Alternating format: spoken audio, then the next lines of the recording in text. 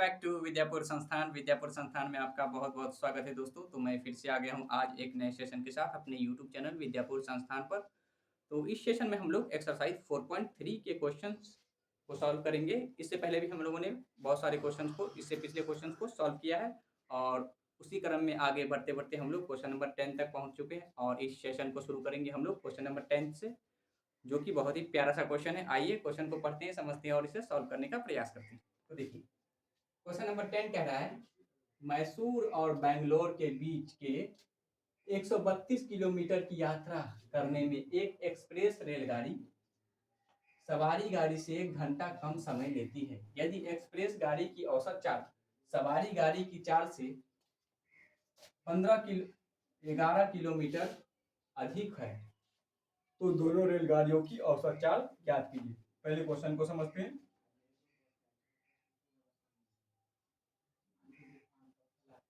देखिए मैसूर है, एम से मैसूर, बी से बैंगलोर। कितना किलोमीटर है इसके दूर की बीच की दूरी? 132 किलोमीटर। क्या है, इसी दूरी को है ना, एक बार एक्सप्रेस ट्रेन जाता है, एक्सप्रेस ट्रेन जाता है यहाँ से मैसूर से बैंगलोर, ठीक है।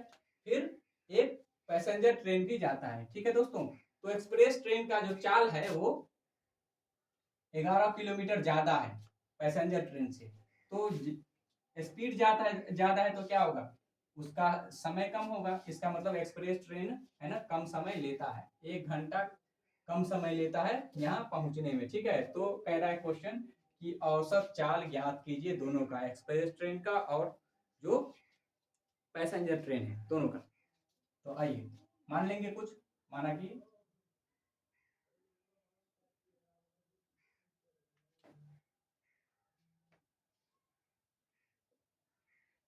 एक्सप्रेस रेलगाड़ी की चाल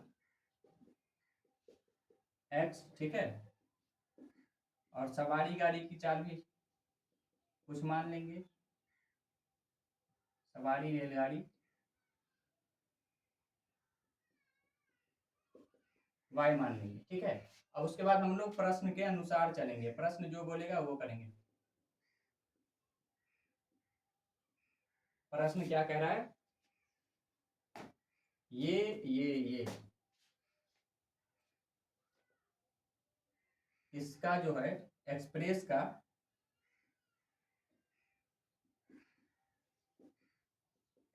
का जो चाल है सवारी गाड़ी के चाल से, कितना 11 किलोमीटर अधिक है। एक्सप्रेस का हम लोगों ने क्या माना है, एक्स, सवारी का क्या माना है, सवारी गाड़ी का वाई, ठीक है। ये आ गया, किलोमीटर प्रति घंटा कर दे, किलोमीटर, ये चाल है ना, किलोमीटर प्रति घंटा, ठीक है। ये एक रिलेशन आ गया, ठीक है। और 132 किलोमीटर का दूरी दोनों तय करता है, ठीक है दोस्तों, दूरी।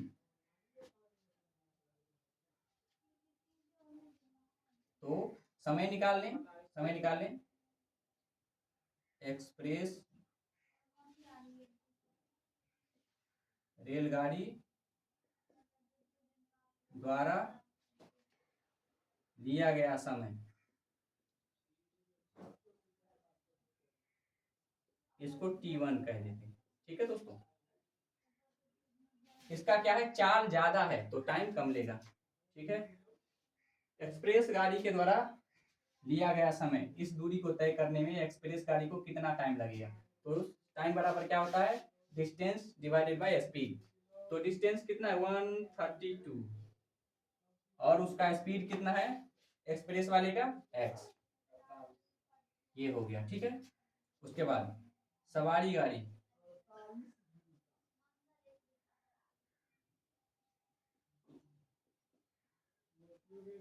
सवारी रेलगाड़ी द्वारा लिया गया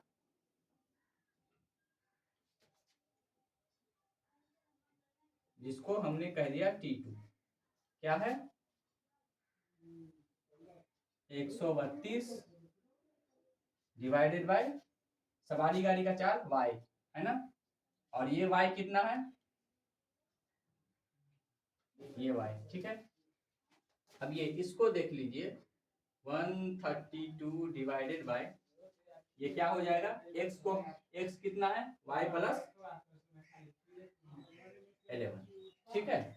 अब देखिए ये क्या है, ये t1 है और ये t2 है, तो देखिए किसको कम समय लगेगा, कम समय किसको लगेगा, तो इस वाले को एक्सप्रेस को कम समय लगेगा, तो ये t1 जो क्या होगा, t1 t2 से छोटा होगा, ठीक है।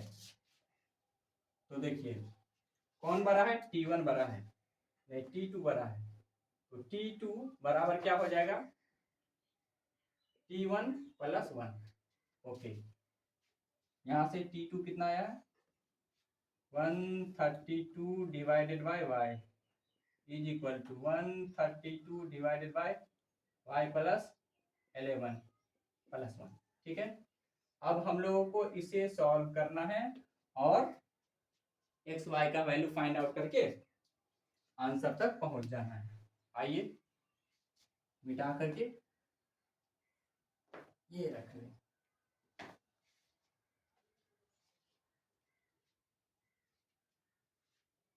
एक्सप्रेस का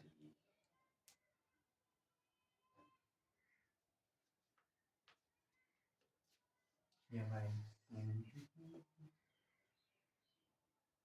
तो 132 divided by y minus 132 divided by y plus 11 is equal to 1।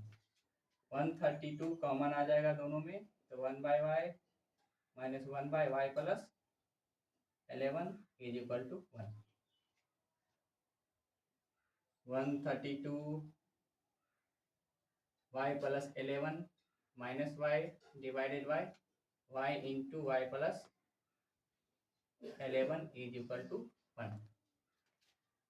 Pen जवाब दे रहा है तो चेंज कर लिया मैंने, टाइप दिख नहीं रहा हो, ओके। तो ये y से y कैंसिल, तो ऊपर में क्या आ जाएगा, ऊपर में आ जाएगा 132 into 11 divided by y into Y plus 11 is equal to 1। Cross multiply कर लेंगे, तो ये 132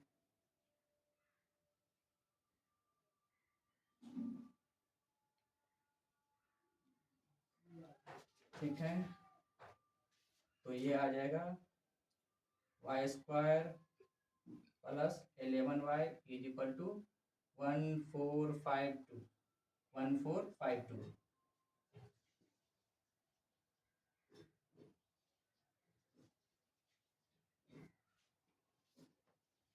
अब हम लोग इसे सॉल्व कर लेंगे, y square plus 11y minus 1452 is equal to 0।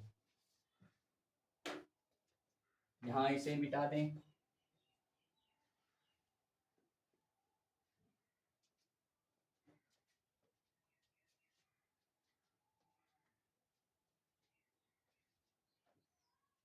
तो इसे सॉल्व कर लेंगे, y का वैल्यू आएगा, ये हो जाएगा y square plus 44y minus 33y minus 1452 is equal to 0।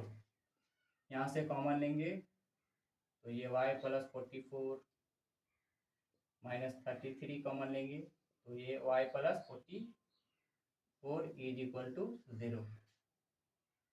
y plus 44 y minus 33 is equal to 0।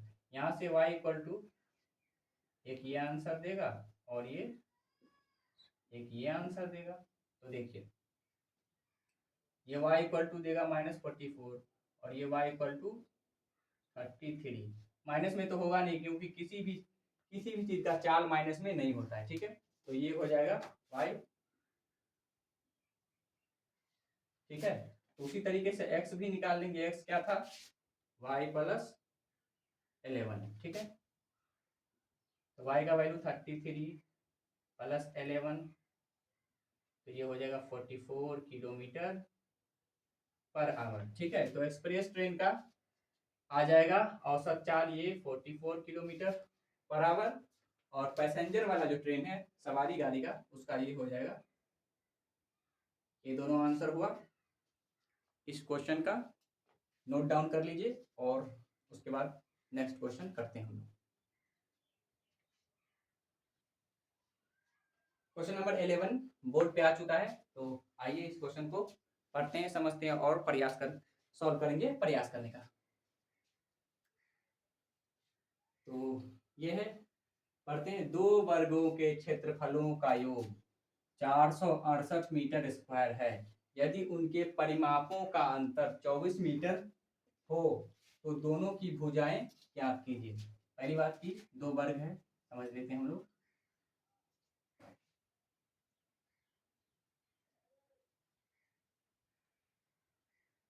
एक बड़ा है और एक छोटा है, इसकी भुजा मान लेते हैं हम लोग ए है और इसकी भुजा मान लेते हैं हम लोग बी है, ठीक है। तो कह रहा है इनके क्षेत्रफलों का योग। तो वर्ग का क्षेत्रफल क्या होता है? वर्ग का क्षेत्रफल होता है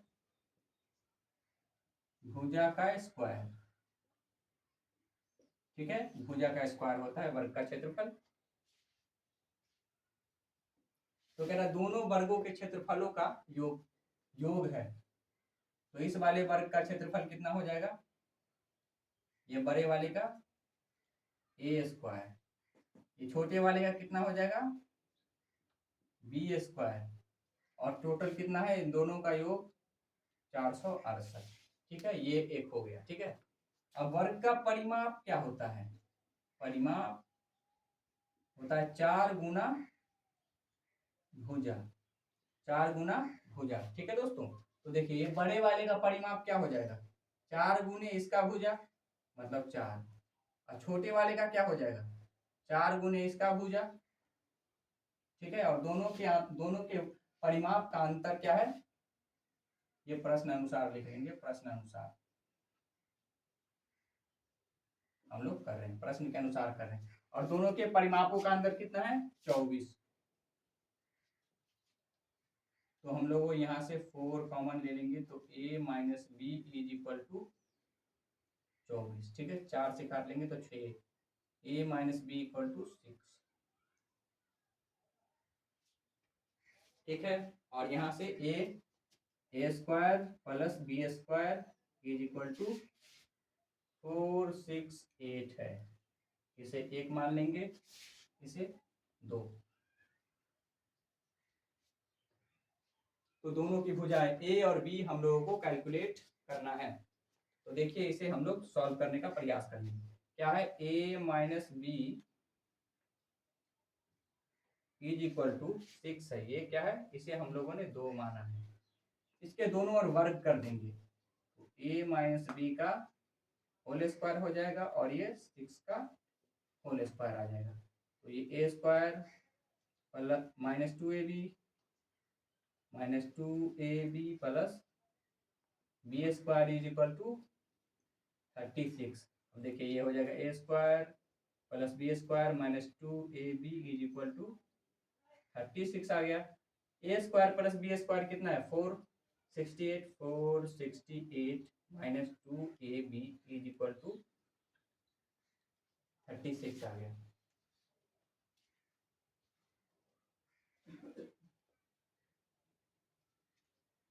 तो 2ab is equal to 468 minus 36, 2ab equal to आ जाएगा यहाँ पे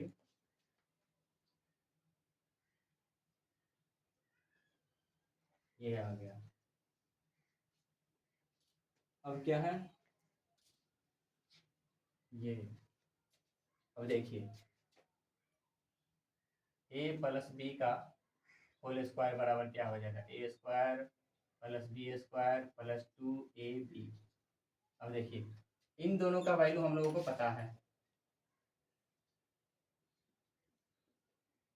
इन दोनों का वैल्यू 468 पता है, प्लस 2ab का वैल्यू हम लोग निकाल चुके हैं 432, तो a प्लस बी का होल स्क्वायर आ जाएगा यहाँ से 10, 10 का 0 8, 1 9।